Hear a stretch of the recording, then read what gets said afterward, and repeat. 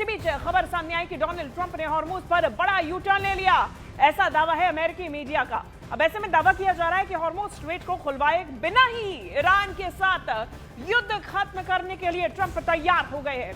पश्चिम Asia में जारी युद्ध को लेकर अमेरिकी मीडिया ने यह बहुत बड़ा दावा किया। रिपोर्ट के मुताबिक अमेरिकी राष्ट्रपति डोनाल्ड ट्रंप ईरान के खिलाफ युद्ध को अब खत्म करना चाहते हैं, भले ही हॉर्मूज काफी हद तक बंद ही क्यों ना रहे। अब इसके बावजूद ट्रंप जो है वो युद्ध को खत्म करना चाहते हैं।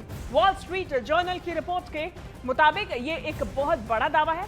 अब ऐसे में डोनाल्ड ट्रंप ने युद्ध को खत्म करने की जो इच्छा जताई है उसमें अमेरिकी अधिकारियों के हवाले से वॉल स्ट्रीट जर्नल ने रिपोर्ट में यह दावा किया। ट्रंप प्रशासन ईरान के खिलाफ युद्ध को अब लंबा खींचने के पक्ष में नहीं नजर आ रहा। अब ऐसे में भले ही हॉर्मूज काफी हद तक बंद ही क्यों ना रहे, हालांकि रिपोर्ट में यह भी दावा किया गया कि आगे अगर कूटनीतिक प्रयास फेल होता है तो अमेरिका यूरोपीय और खाड़ी देशों के साथ मिलकर एक बार फिर से हॉर्मूज को खुलवाने के लिए दबाव बना सकता है।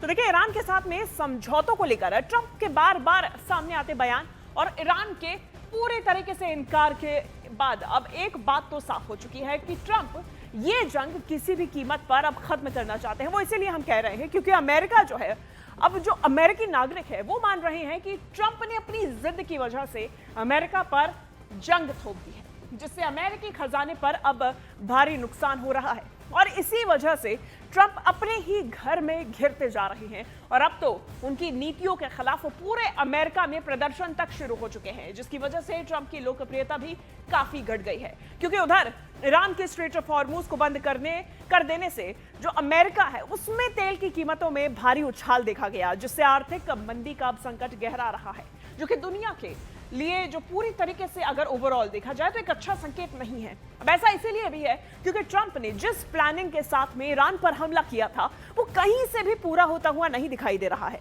क्योंकि ईरान आसानी से पीछे हटने वाला नहीं है। ट्रंप ना तो ईरान में सत्ता परिवर्तन करा सके, ना ही उसे पूरी तरीके से तबाह करके ईरान के तेल पर कब्जा कर पाए। यानी ट्रंप की जो रणनीति थी वो कामयाब नहीं हुई है। अब इसीलिए ट्रंप खुद को बड़ा डील मेकर साबित करने के लिए ईरान पर ताकत के साथ साथ कूटनीतिक दबाव बनाने की कोशिश कर रहे हैं। लेकिन इस बीच एक बड़ी जानकारी सामने आई। न्यूक्लियर हमले पर हॉर्मूज गवर्नर का भी एक बड़ा बयान सामने आ गया। हॉर्मूज गवर्नर की तरफ से कहा गया कि उनके लिए एक सरप्राइज हो सकता है। हॉर्मूज गवर्नर ने कहा कि हमने सोच समझकर जंग की प्लानिंग की, उम्मीद है बात न्यूक्लियर हमले तक ना पहुंचे। उन्होंने ये कहा कि यूएस इज्जत मिट्टी में मिलाना चाहता है।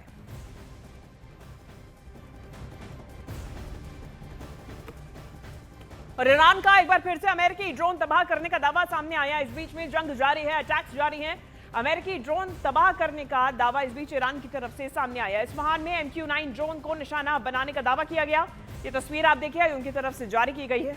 MQ-9 ड्रोन्स और ग्लूकस ड्रोन्स अमेरिका की तरफ से इस जंग में इस्तेमाल किए जा रहे हैं और अब ईरान का दावा है कि अमेरिका की तरफ से ये जो ड्रोन्स इस जंग में भेजे गए थे उसको पूरी तरीके से तबाह कर दिया गया। इस्फहान में MQ-9 ड्रोन को निशाना बनाया गया।